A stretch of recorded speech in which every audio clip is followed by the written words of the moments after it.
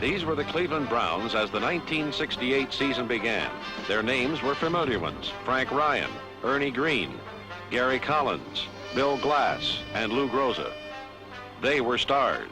But incredibly, by the time the season would end, each of these men would no longer play regularly for the Browns. Undaunted, the Browns rallied behind the running of Leroy Kelly. Several plays later, Frank Ryan reminded the Cowboys that the Browns can strike through the air as well as on the ground. A perfectly executed pass play to Paul Warfield covered 55 yards, and Dallas' lead was cut to 14-7 at halftime.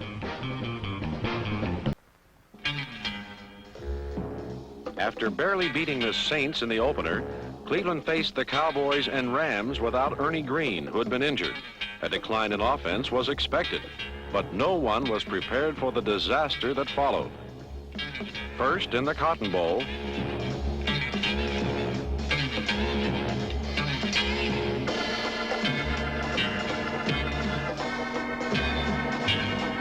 Cleveland's only score was the result of a 56-yard bomb from Ryan to Paul Warfield, which made the score 10-6 at halftime.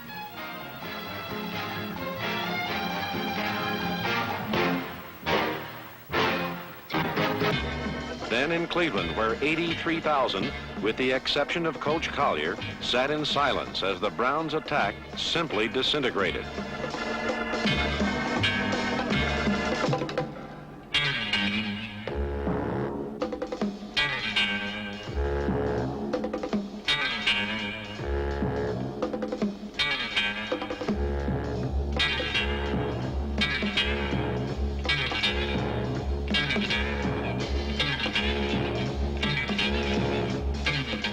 The inept offense got the ball across midfield only once, and no rescue from the power failure seemed in sight for the demoralized Browns.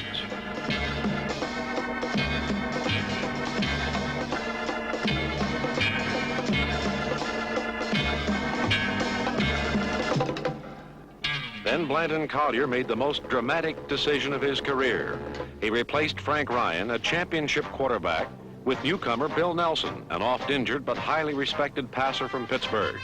If teams with experienced quarterbacks win games, those with two seasoned quarterbacks win titles. Pittsburgh opened fast as number 42, halfback Dick Hoke, passed and ran them to the Cleveland 18.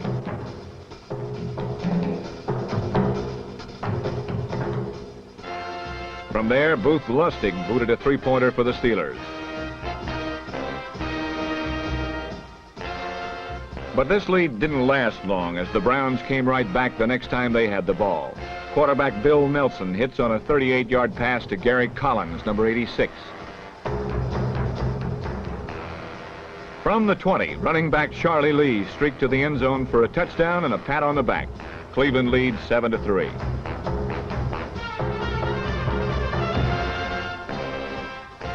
The Nelson to Warfield combination caught fire on a 14-yard pass play.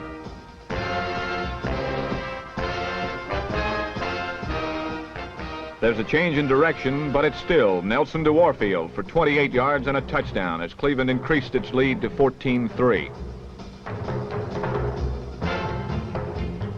The Steeler combination of Dick Shiner to Roy Jefferson sparked to life, accounting for 3 completions and a touchdown. The Browns led at halftime 17-10.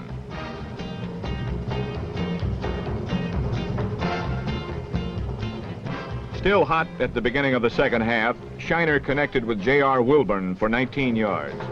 This was followed by a 23-yard touchdown pass to Roy Jefferson that tied the score at 17-all.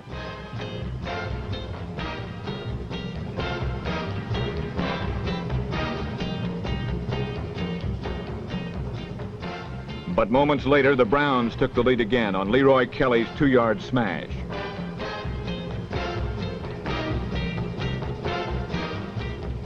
Without warning, the Cleveland rushing game burst into prominence as Leroy Kelly swept the right side and pushed his way for 25 yards.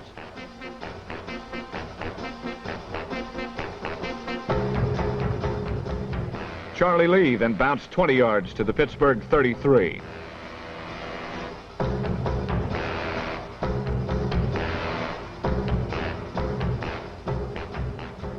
Then it was Kelly again, snaking for 24 yards to the Sealer 8, where he lateraled to Eppie Barney, number 87, and Barney rambled in for the touchdown, which gave the Browns a 31-17 lead.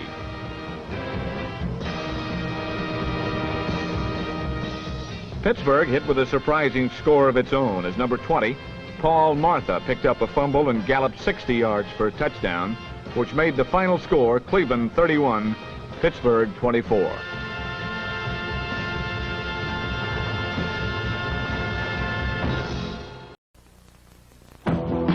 Cleveland's halfback Leroy Kelly, number 44, was the league's second leading rusher going into the game with St. Louis. And anyone who thought out loud that the Cardinal defense would hold him to less than 20 yards the entire afternoon would have been shipped in a crate to Sunnybrook Farm.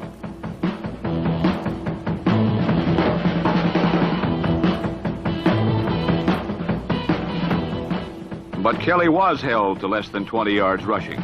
And although the Cardinal secondary was not as stingy, the deep backs, led by number 8, Larry Wilson, made the big plays when needed to preserve the win. The Cardinals also displayed solid running, with Willis Crenshaw, number 33, hammering up the middle most of the afternoon.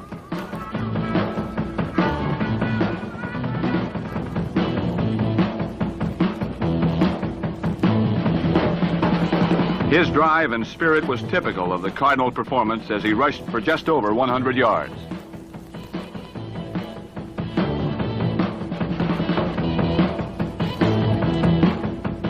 The Browns didn't help themselves either, as penalties cost them dearly. Pass interference calls set up 2 Cardinal touchdowns.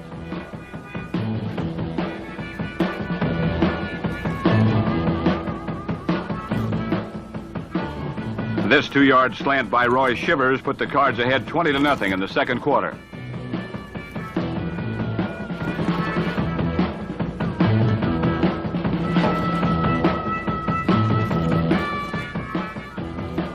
Cardinal quarterback Jim Hart, number 17, found Dave Williams not exactly alone in the end zone, but the 33-yard touchdown proved to be the margin of difference. Quarterback Bill Nelson, number 16, did move the Browns through the air as Paul Warfield, number 42, made his usual 65-yard touchdown reception.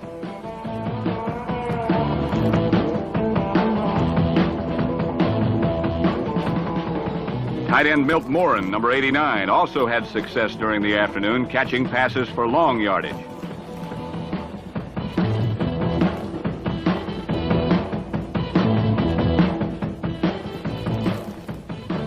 But by the end of the game, he must have felt like General Custer the way he was treated in the Cardinal secondary.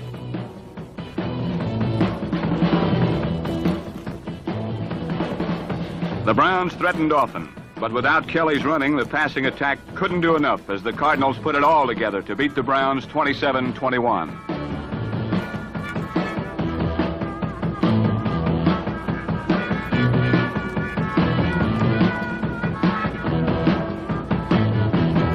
His first big test came against the most powerful team in football, the Baltimore Colts.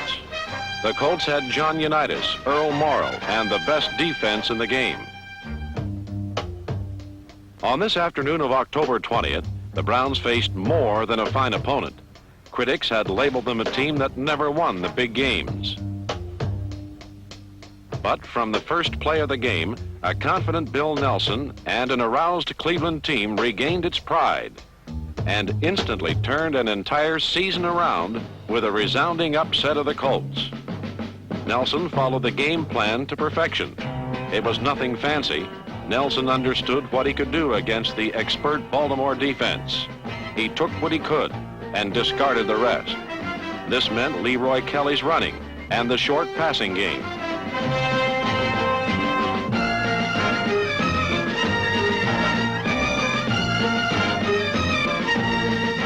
The offense had returned to normalcy, and perhaps the biggest reason was Ernie Green.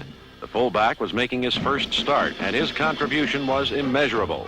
Green gave the Baltimore defense someone besides Kelly to worry about, and this left number 44 wide open for Cleveland's first score.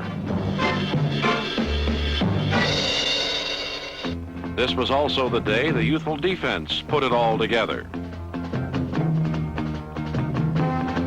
They stopped the Colts' #1 threat, massive John Mackey. And when Morrill tried to hit his deep men, he found them well covered. It was in this game that the Browns' defense established a trend that would continue all season long. They got the ball for their offensive counterparts.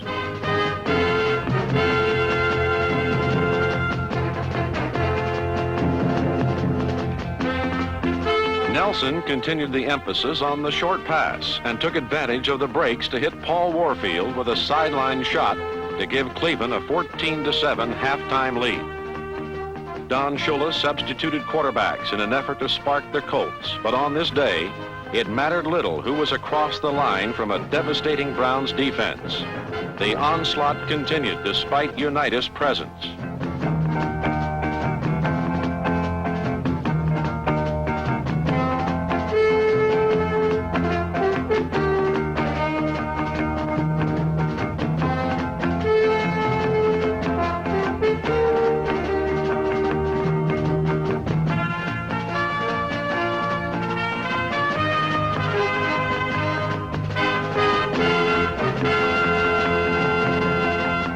Nelson, known for leadership abilities, proved he could fulfill the other criteria for a quarterback. He could score. He hit Eppie Barney, Gary Collins' replacement, on a gutsy 4th down call. The Browns, a team that simply got tired of being beaten, were obviously going to win. The rest of their strategy was basic. Give the ball to Kelly. The incomparable halfback carried 30 times for 130 yards as the Browns completed one of the finest triumphs in their history. On a single autumn afternoon, a whole team grew up. An entire season changed. After this victory, the first of 8 straight wins, people were talking about the Browns in the way they haven't for a long, long time. In their long and memorable football history, the Baltimore Colts have produced a wealth of talent. Donovan, Mutchler, Marchetti, and Parker were just a few of the many ex-Colts honored at today's game in Baltimore. The honored Colts of the past and their counterparts on today's team have one thing in common. No Baltimore team has ever beaten the Cleveland Browns in Baltimore. There was one man in particular who wanted a victory over the Browns perhaps more than anyone. The man with a golden arm, Johnny Unitas. Unitas had suffered a humiliating 27-0 defeat to Cleveland the last time the two met in the '64 championship. Plagued by a tennis elbow, he would today probably see his first substantial action of the year. But as the Browns took the opening kickoff and proceeded downfield, almost at will on a heretofore stingy Colt defensive unit, it became apparent that the Colts' undefeated streak this season was in jeopardy. Up to now, Cleveland had suffered through a mediocre 2-3 season, relying almost totally on the running of Leroy Kelly and the receiving of a rejuvenated Paul Warfield, an all-pro in his rookie year, who has been hampered by injuries ever since. Even as their first sustained drive faltered and would result in a missed field goal, it was evident that on this Sunday, the Browns were ready to continue their mastery over the Colts.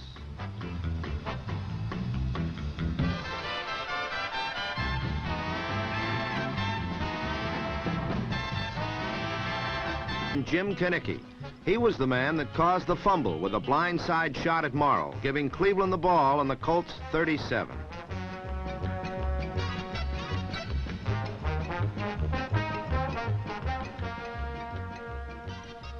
Quarterback Bill Nelson was acquired in a trade to back up veteran Frank Ryan, but he has started the last 3 games and has looked better with each. Here he connects on a sideline pattern with number 42, Paul Warfield.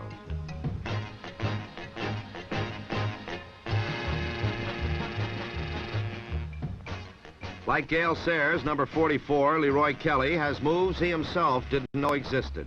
Moves which make him a fantastic runner.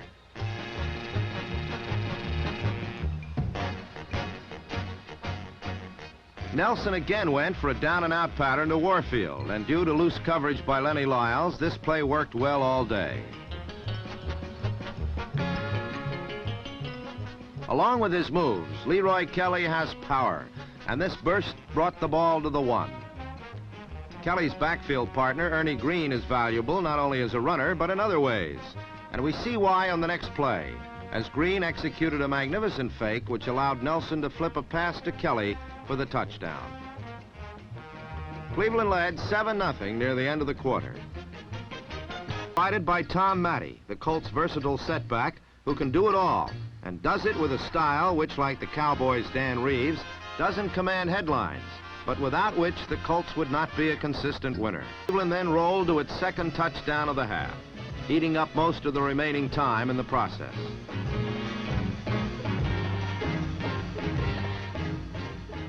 The magnificent man from Morgan State, Leroy Kelly, once again paced this drive with the kind of running he is known for, and kept him a viable candidate for the All-Pro team.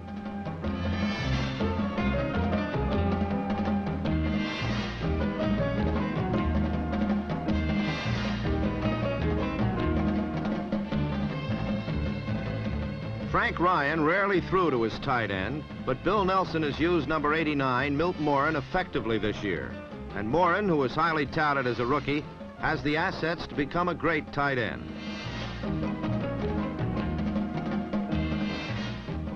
His reception, a penalty, and a Kelly slant put the ball on the 8 with 50 seconds left.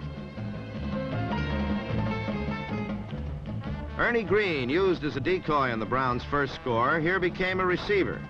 Green led the team in receiving last year.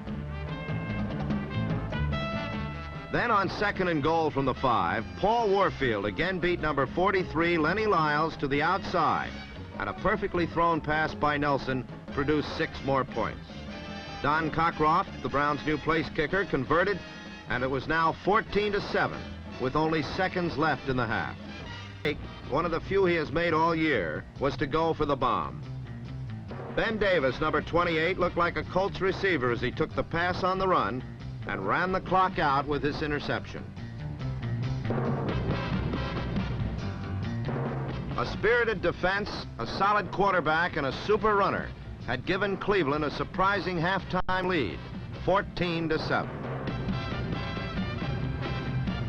Rallies behind their new quarterback by the name of Unitas were ended immediately as number 34, Mike Howell, picked off this batted ball.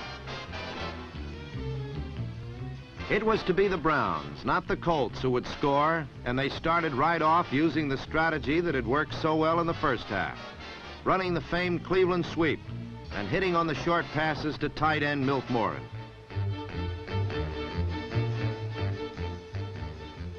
This has been one of the differences in the Cleveland offense under Bill Nelson, as he has effectively employed the short passing game.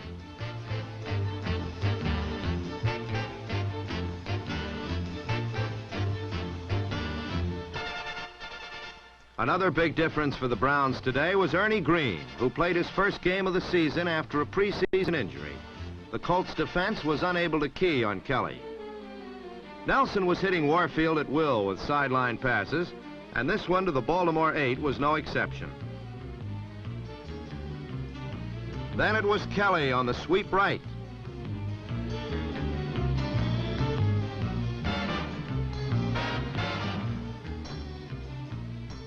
And Kelly on the sweep left, just short of the goal.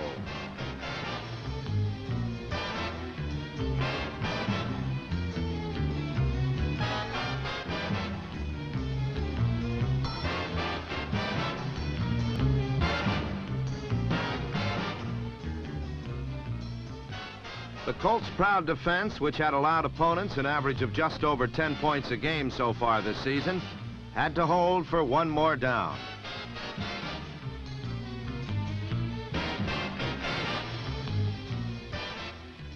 As the Colts bunched for the run, number 87, Eppie Barney, flanked wide to the right.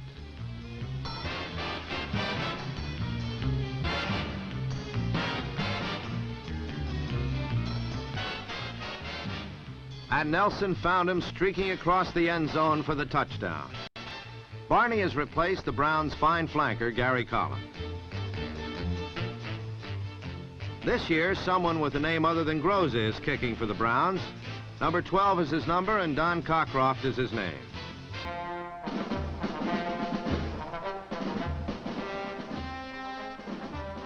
The Colts, who badly wanted a touchdown, had to settle for this Lou Michaels field goal, which brought the score to 21-10.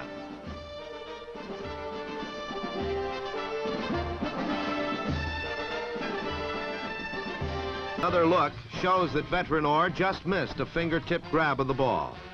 But the touchdown drive was over. A Michaels field goal made the score 21-13 as the quarter ended.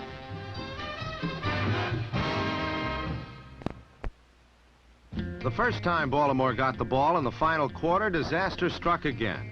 Unitas tried to hit Jimmy Orr, but the ball bounced out of his hands and into those of Brown's middle linebacker, number 56, Bob Matheson, who returned to the Colt 4. Matheson, who was Cleveland's #1 draft pick a year ago, is one of the key men in the Browns' young rebuilt defense.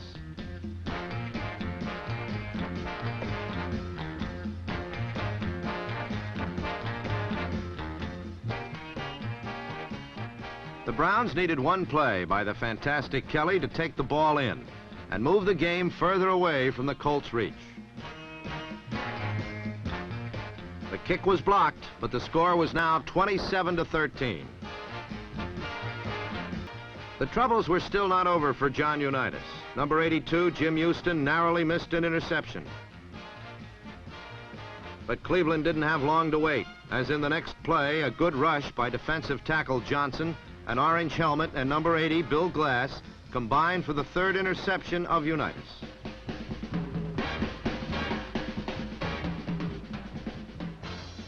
On this day, nothing less than a tragic figure.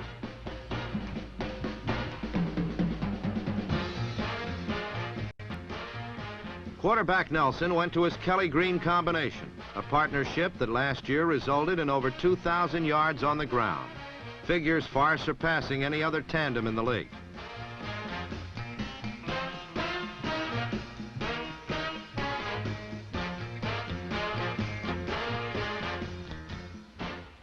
To get back yardage lost when Green was tripped up, Nelson again successfully used the sideliner to the fleet Paul Warfield, who is having his finest season since his extraordinary rookie year.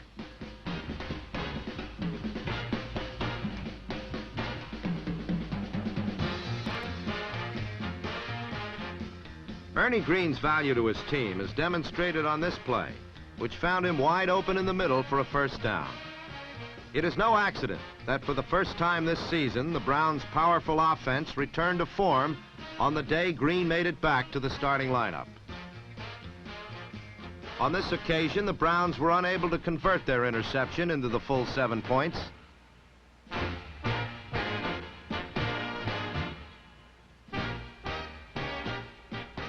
Nelson just missed Morin in one corner of the end zone.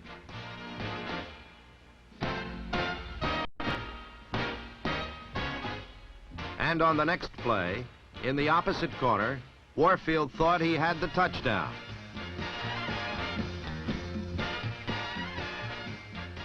But the official ruled that both feet weren't in when he made the catch, and Cockcroft was called upon for 3 points and a 30-13 margin.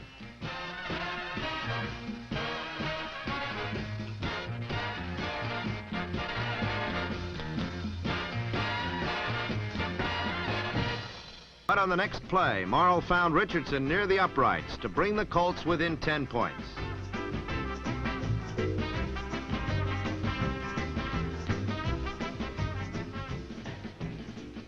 Now the Baltimore defense had to get the ball. An onside kick attempt failed, and the Browns began doing exactly what the Colts couldn't afford to let them do: control the ball. Leroy Kelly wasn't about to be stopped.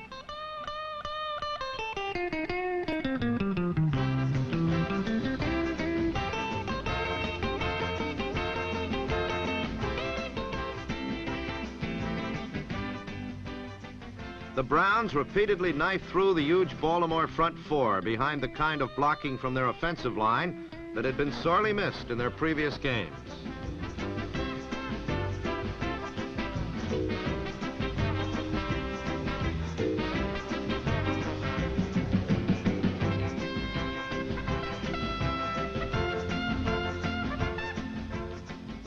The clock was continuing to move, but unfortunately for the Colts, so were the Browns.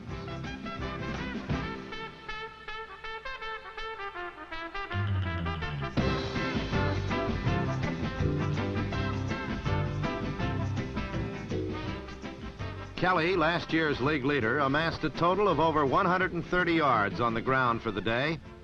And quarterback Nelson, who probably went even further ahead of Frank Ryan in their competition for the regular job, hit 16 of 24 passes.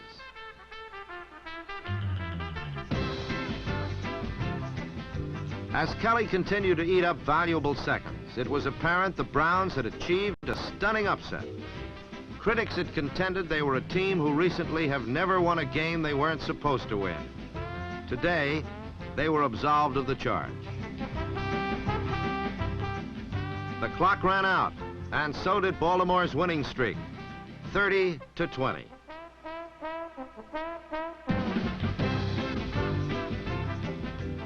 But for Leroy Kelly and the Cleveland Browns, it was an important step toward repeating as winner in the Century Division. The next week, the young defense battered Atlanta's quarterbacks 8 times. Once again, they gave the offense the ball. And once again, Bill Nelson showed he could move the team and put points on the board. He hit for over 75% of his passes, and Kelly again went over 100 yards. The troubled Atlanta Falcons were begrudged this one moment of glory in the very last minute of play when rookie Mike Donahue beat Cleveland's Ernie Kellerman for a 7-yard touchdown. But Kellerman was rarely beaten for the better part of the day, as he and the rest of the revitalized Brown defense buried almost every Falcon attempt to move the ball. The Browns spent so much time in the Birds' offensive backfield, they started some plays of their own.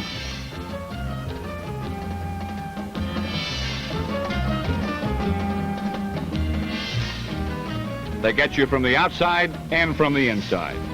So you put in a new quarterback, and what happens? They come from the outside again and kill Randy Johnson too.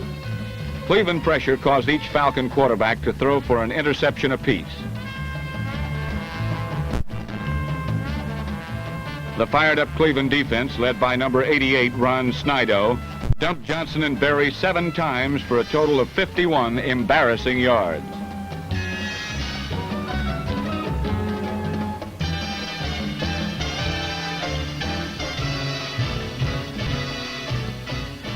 And the healthy Brown offense was equally overwhelming. Leroy Kelly was busy pleasing the Cleveland fans by using every trick in his wonderful magic show. When he couldn't turn one corner, he went back the other way.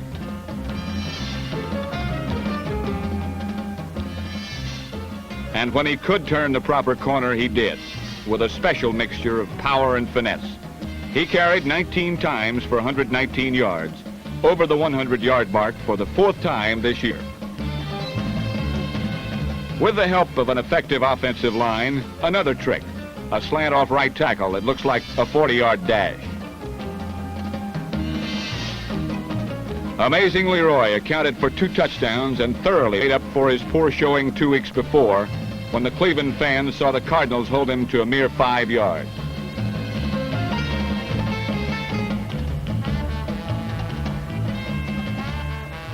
The Leroy Kelly comeback story must have been required reading for the rest of his teammates, too.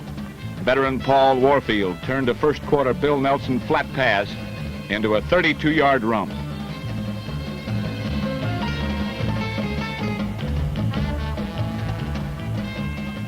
In the second quarter, Nelson connected with Big Milt Morin for 52 yards.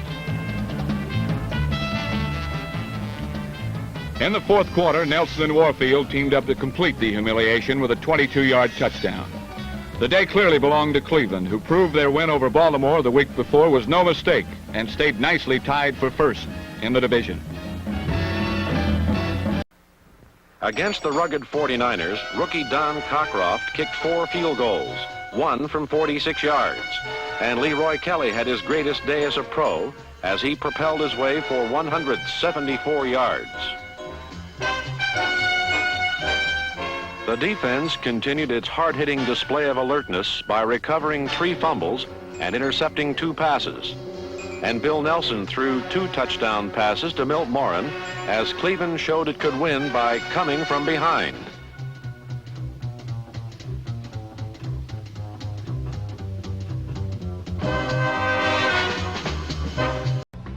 Leroy Kelly of Cleveland led the NFL in rushing last year and ranks only one rung below that this year because of his brilliant balance and moves on outside runs. Leroy Kelly has gained 763 yards this year, also because of his brilliant balance and moves on inside runs. Number 64, Dave Wilcox of San Francisco, is an All-Pro. Number 44, Leroy Kelly of Cleveland, is an All-Pro and then some.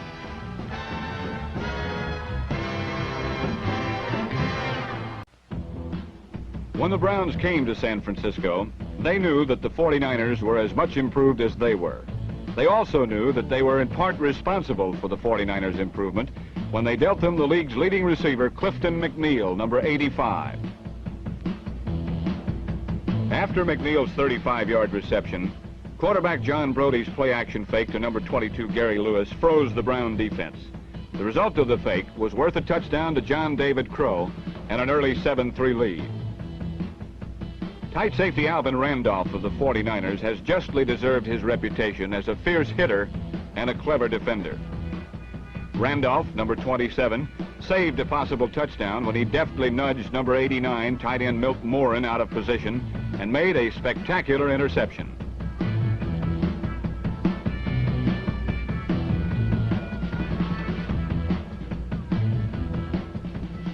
Aided by a crushing block by linebacker Ed Beard, number 50, and some fine running of his own, Randolph ran the 49ers out of danger.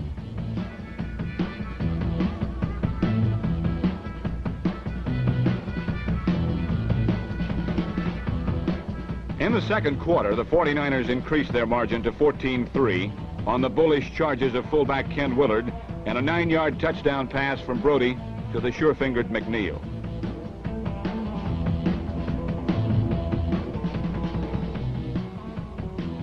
Cleveland quarterback Bill Nelson, looking more and more like the genuine article with each passing week, never let the game get out of reach. This touchdown to Milt Morin narrowed San Francisco's lead. And the second of two Don Cockcroft field goals gave the Browns a 16-14 halftime advantage. In the second half, the Browns turned loose Leroy Kelly, and the magnificent setback exploded through the 49ers for 174 yards. Blending the running of Kelly with a fierce defense, Cleveland completely manhandled the frustrated 49ers in the second half.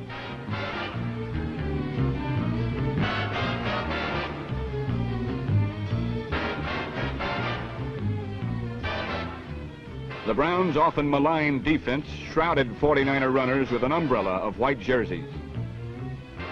And when the 49ers were in sight of a score, linebacker Jim Houston blitzed Brody with effect. Even when the Browns missed opportunities, they came out winners.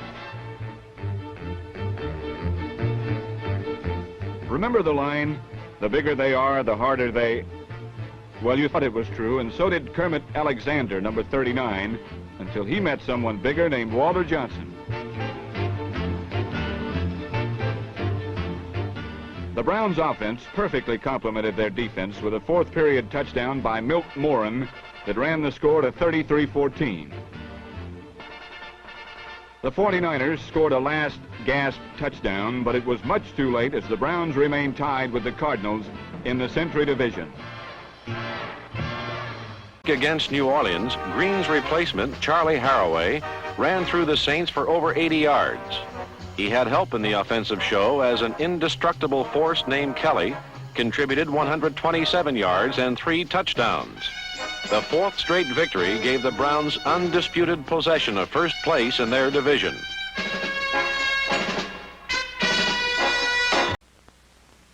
Once again, New Orleans brought their exciting sideshow into the Midway, their defense. Like a frolicking team of court jesters, Bo Burris and the rest of the Saints' fine crop of defensive backs had a field day intercepting 3 of quarterback Bill Nelson's passes.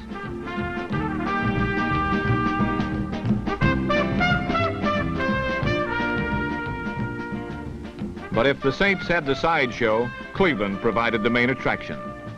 When the real show had to go on, Nelson hit his targets, like Paul Warfield, while the black-shirted jesters danced around him.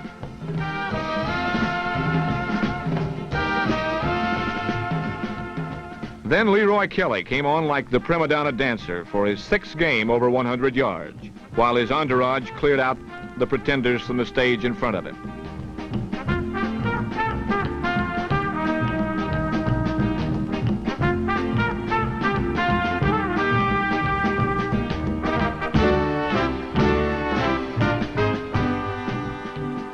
When Amazing Leroy was on stage front, nobody stepped in his way.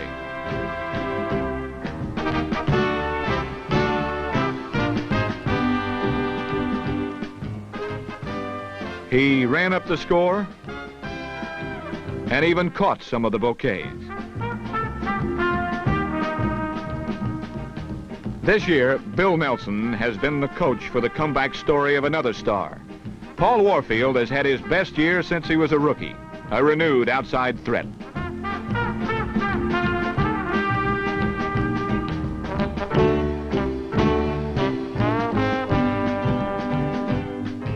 And it turned out, Big Milt Morin, number 89, turned in the best performance of the supporting cast and was awarded 6 points.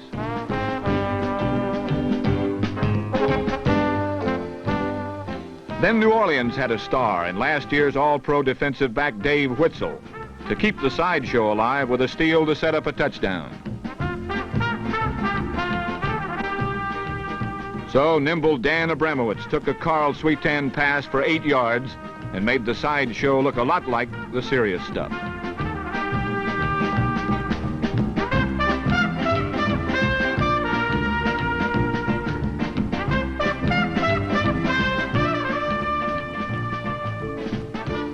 But the roaring Browns kept all eyes in the center ring with acts like Nelson lights the fuse and Kelly shoots out of the cannon for 68 yards and a touchdown.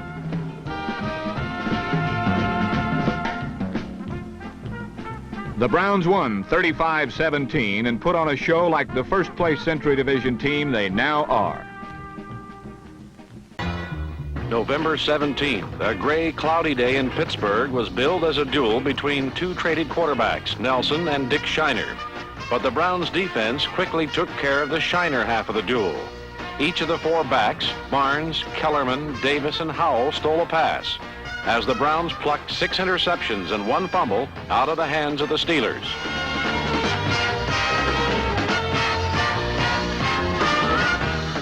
Bill Nelson filled the gloomy skies of the Steel City with pinpoint passing, hitting a variety of receivers 18 times for 3 touchdowns.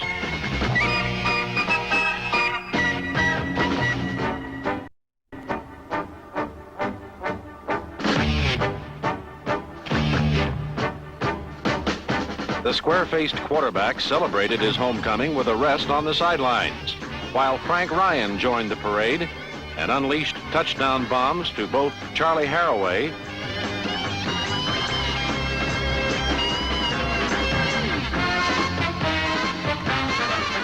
and Paul Warfield on a spectacular leaping catch. The devastation Cleveland's 7th victory ended 45-24. After the Browns stumbled about aimlessly during the early part of the season, Nelson supplanted Frank Ryan at quarterback and assumed the leadership of the Browns offense with surprising ease. Guard Gene Hickerson says that Nelson generates excitement, enough excitement to have given Cleveland a 1.5 game lead over the Cardinals in the Century Division. Veterans like offensive tackle Dick Shafrath responded to the former Pittsburgh Steelers quarterback's easy confidence. With even greater efforts, and with Nelson at quarterback, the Browns have won 6 of their last 7 games. Nelson's arsenal of offensive weapons is, to say the least, impressive.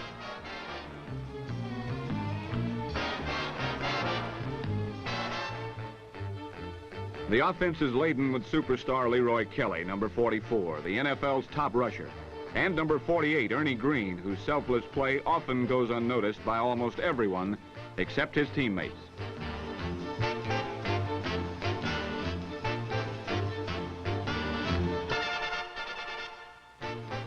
While Ryan preferred the bomb as an offensive cure-all, Nelson has relied on the short gain when it was conceded by the defense. His intelligent use of his fine core of receivers, especially huge tight end Milt Morin, number 89, has been instrumental in the Browns' skein of 5 straight victories.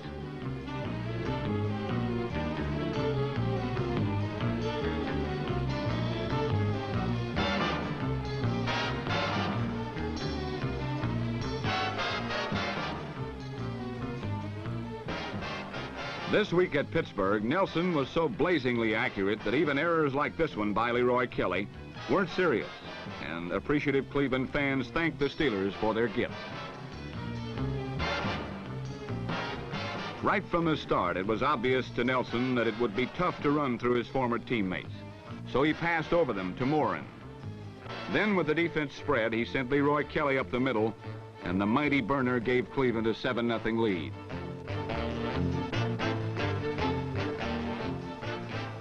When his wide receivers received double coverage, Nelson sent out his setbacks on deep patterns, and late in the second quarter, he connected with Ernie Green for a 62-yard score.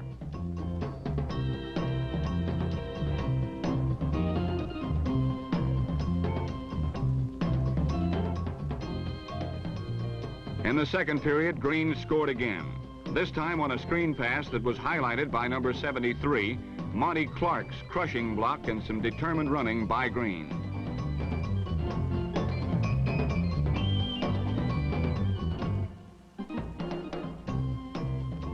Nelson climaxed a satisfying afternoon on 2 passes to Morin.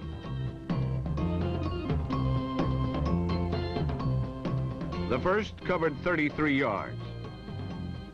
The second only 2 yards, but it was worth 6 points and a 31-10 Cleveland advantage.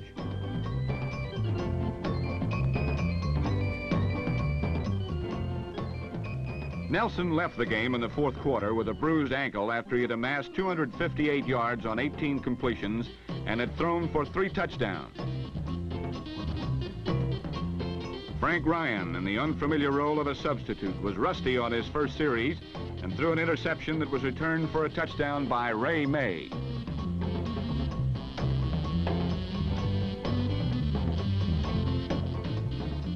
But the backup role is an odious one for Ryan, and he came right back to throw a perfect strike to graceful Paul Warfield, who made a picture touchdown catch.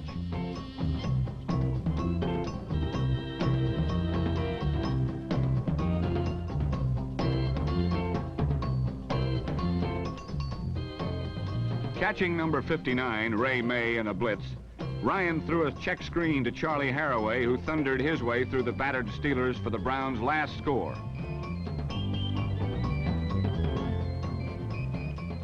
It was a big day for Bill Nelson, for Frank Ryan, and for the surging Cleveland Browns.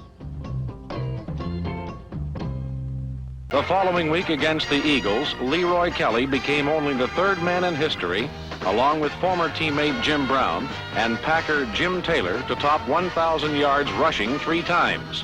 He scored 2 more touchdowns, again went over the century mark in running, and to cap it off on a play that began like the Browns' famous sweep, he arched a perfect pass to Warfield for a touchdown. The Browns added to Joe's woes 47-13. In Cleveland, there was time for only one more play as Philadelphia's Norm Snead threw over the middle to tight end Fred Hill for an Eagle touchdown.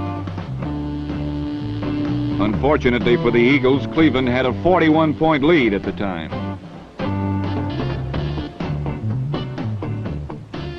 The Browns allowed the Eagles only one other big play, a third-period screen pass to fullback Tom Woodishick. Good downfield blocking by number 22, rookie Cyril Pinder, accounted for about half of the 55 yards gained on the play. But this effort, like so many others by the Eagles this year, was canceled by an interception, this time by number 82, linebacker Jim Houston. 4 fumbles and 2 more interceptions helped do in the snake-bitten Eagles. Number 28, Ben Davis, contributed his 7th stolen pass of the year.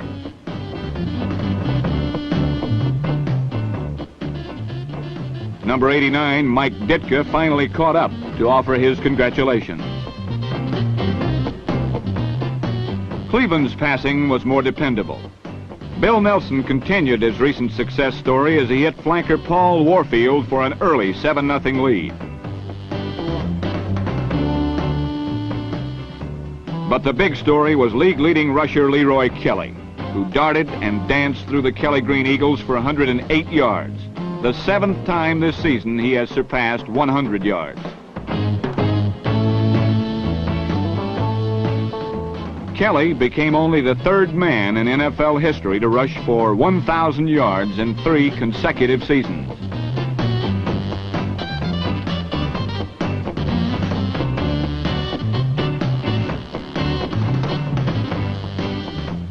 Kelly ran for 2 touchdowns and surprised everyone by completing the first pass of his career.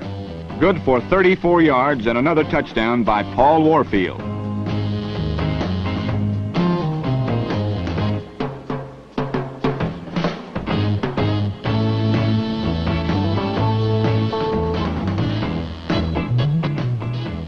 But the biggest play of Cleveland's 6th straight win was supplied by number 89, Mighty Milt Morin, the tight end whose running style resembles that of a runaway rhinoceros.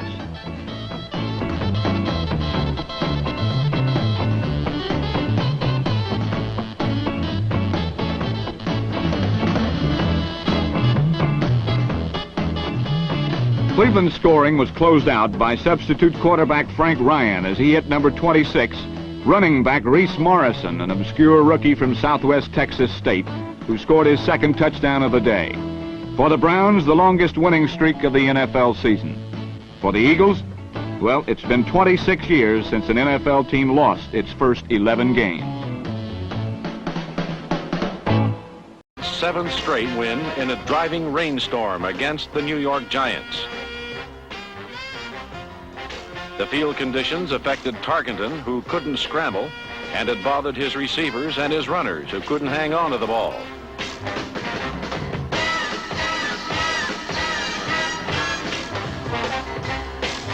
It even got to the Browns on occasion. But it had little effect on fleet Paul Warfield, who hauled in 6 passes and skipped through Giant defenders all day.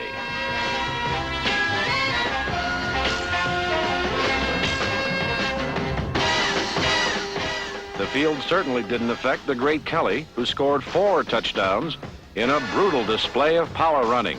Kelly captured the league scoring lead in the 45-10 burial of New York.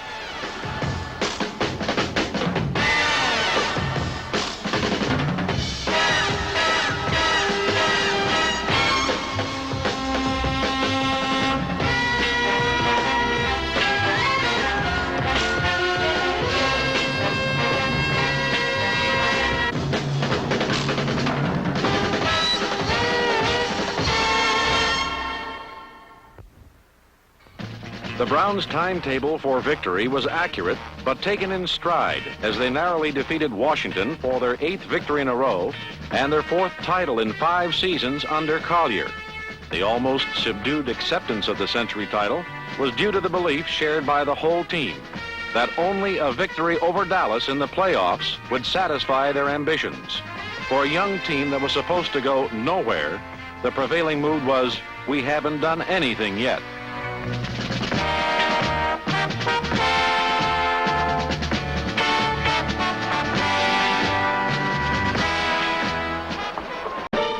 The Browns, who came to Washington with a 7-game winning streak and a reputation as one of the highest scoring clubs in Cleveland history, discovered quickly that their last obstacle to the division title would not be an easy one. Flanker Jerry Smith promptly put the Redskins out in front with 2 receptions, 1 for 56 yards.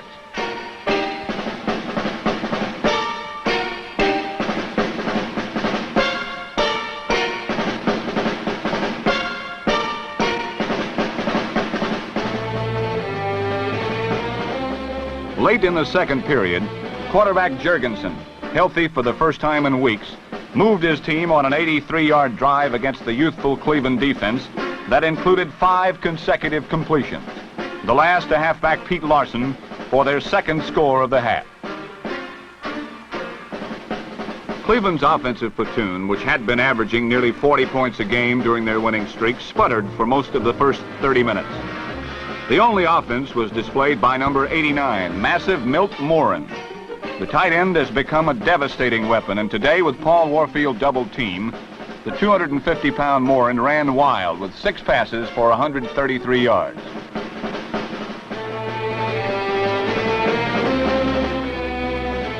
In fact, Cleveland's only score of the half was made by the defense when veteran Erich Barnes snared a deflected pass, looked for someone to lateral to, then decided he was the man to run with the ball, and he did. 40 yards in the score.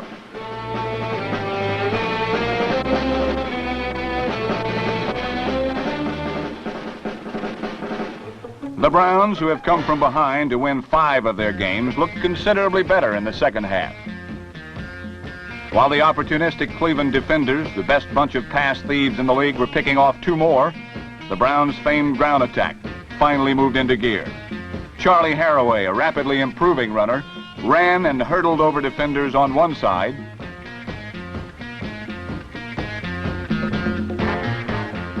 while the incomparable Leroy Kelly ran the famed Cleveland sweep to the other.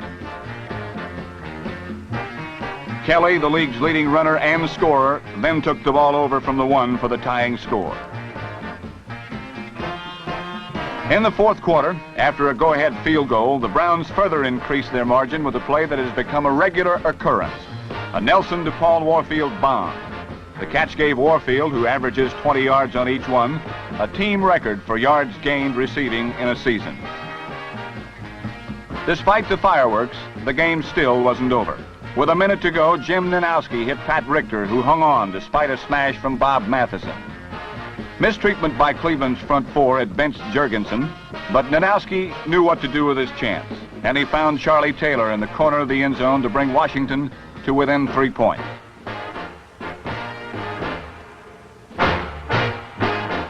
Everyone in the park, including Cleveland, knew what to expect next, but Charlie Gogolak still pulled it off.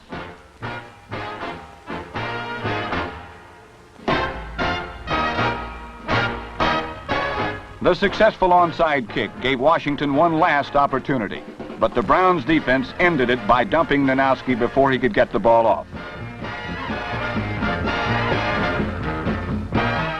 1968 was supposed to be a year of transition for the Cleveland Browns.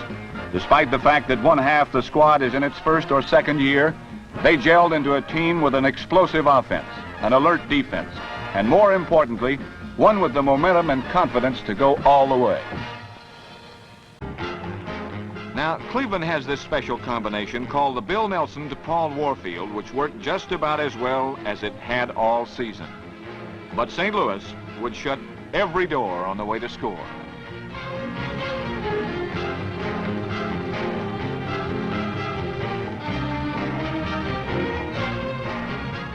Slam.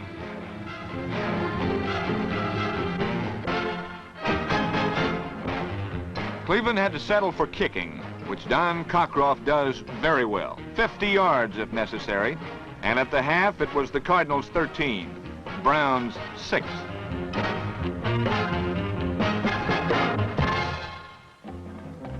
Once later on, Leroy Kelly got loose for 45 yards of running, all-pro style. And the Browns pulled even, 13-13.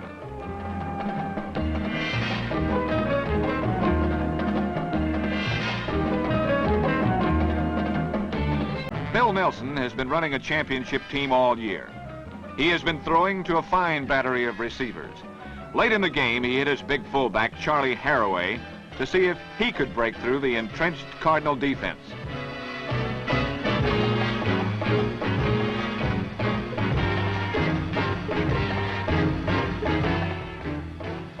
No chance.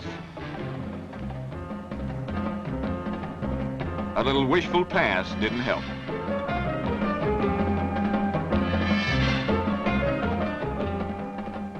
The Cardinals held, and on the next series, Jim Hart delivered a fake so nicely that it fooled nearly everyone. And Jackie Smith took an end around into the end zone for the insurance score.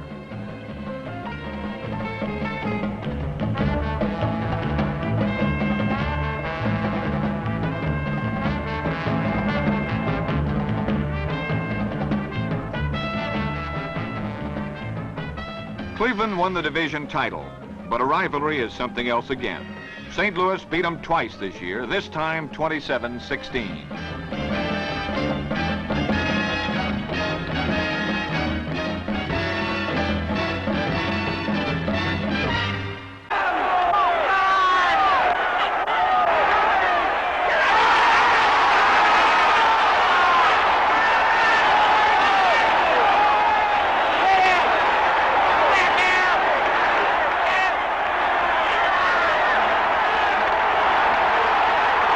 The explosive offense was further bolstered by the return of rugged Gary Collins. Then disaster struck. Chuck Howley duplicated a play suffering Cleveland fans saw earlier this season.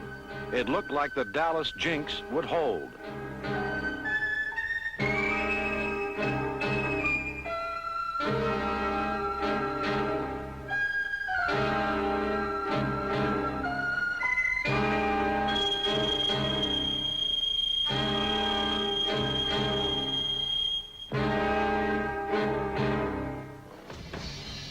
But that this is a different Browns team than the one that lost to Dallas earlier was amply demonstrated.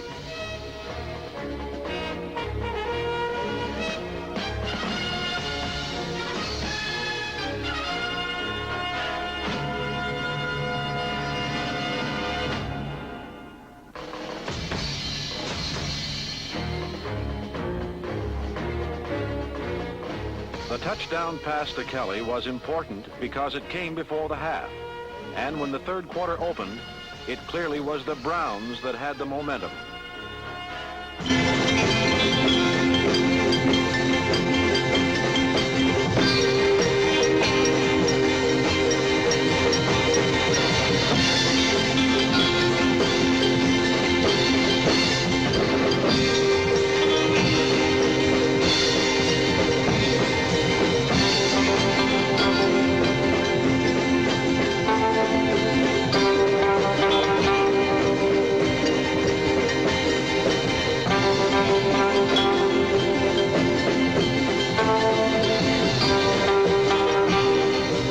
The sweep is designed to spring Kelly, and it worked to perfection as the league's leading runner and scorer ran and scored. In the space of 2 minutes, the Browns had broken it open with a 2-touchdown lead.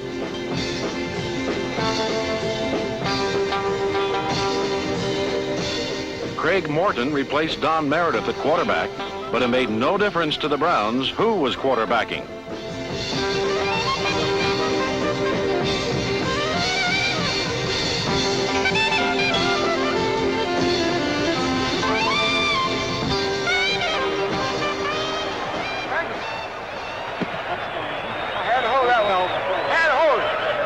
Defense got to win it for us. We win. Don't lose your boys. Don't lose your boys. We'll win. Landry's sick. Landry. I can't feel sorry for him, I swear I cannot.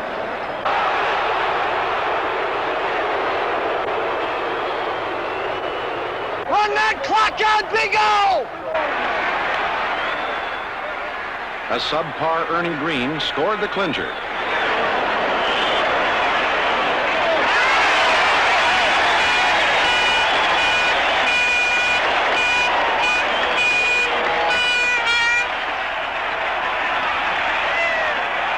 As thousands swarmed onto the field toward the bench, the gun sounded. The Browns were now champions of the Eastern Conference.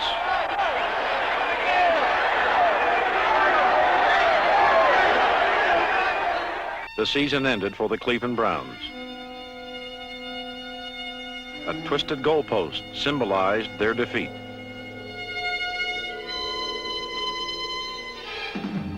In 1964, Gary Collins scored 3 touchdowns in Cleveland's shutout victory over the same Colts.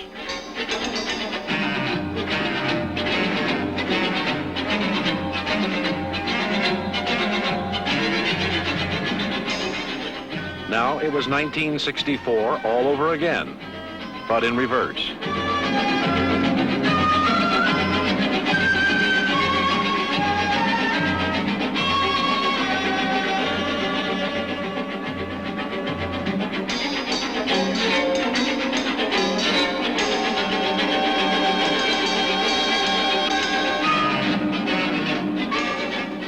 Although the season ended with a thud, the one game could not erase the fine season that went before it. The Browns were a young team that should be even better.